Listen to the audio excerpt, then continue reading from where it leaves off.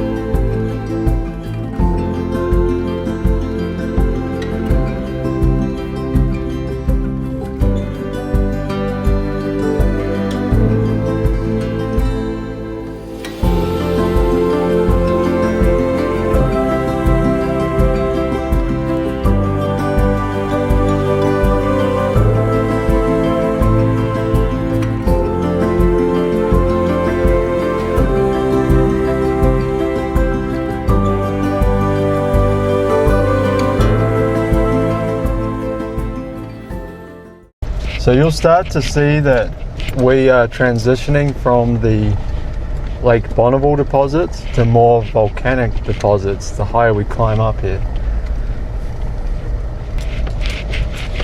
You can also see the basalt rocks are starting to get a lot larger the further up we get as well.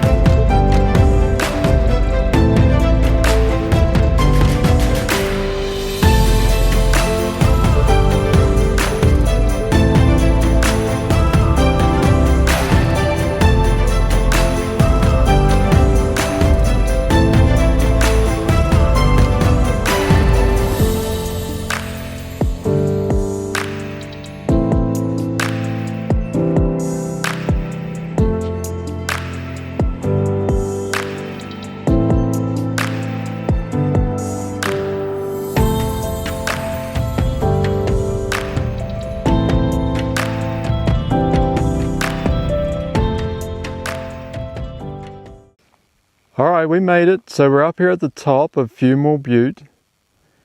And what we're looking at here is the neck. So this neck was formed when the magma hardened inside the active vent of the volcano. It's a pretty cool feature and it really stands out against the background landscape.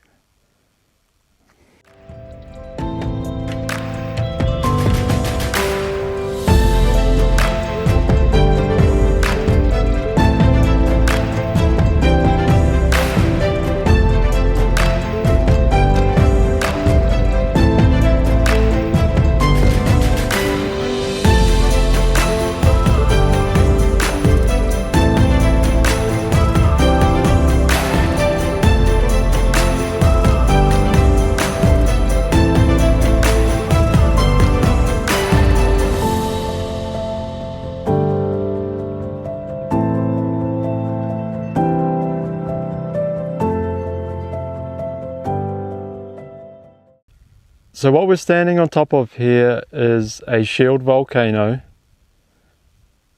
and it gets its name from a warrior's shield. So imagine if you were to set a warrior's shield on the ground, this is what it would look like. Now this is obviously pretty old, so it's heavily eroded, but you get the idea.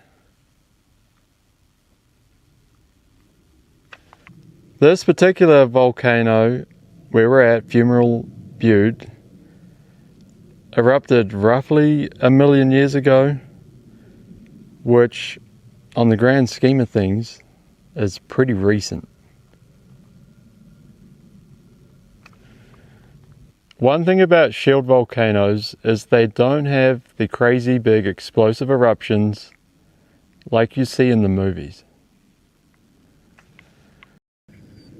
These eruptions consist of high viscosity magma. So if you were to look up this area on Google Maps, you would just see these big, large blobs of black basalt. So a fun fact about shield volcanoes, these are actually the largest type of volcano, not just here on Earth, but also in the solar system. The largest one being Olympus Mons, which is on Mars.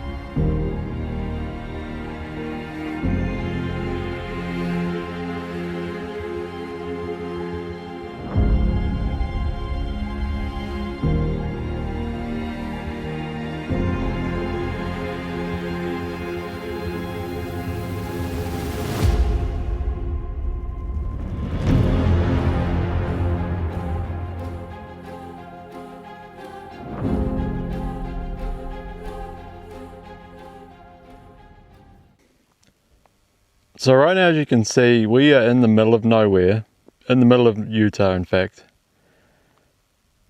And you may be wondering, why are there even volcanoes out here? Well, I'm glad you asked. In general, most people think that volcanoes are located around plate boundaries, such as the Ring of Fire, Lake New Zealand, or Japan.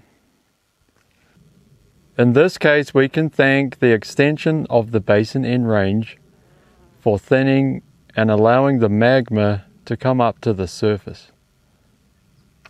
An easy way to think about it is if you've got some pizza dough and you stretch it, the further you stretch it, the thinner it gets.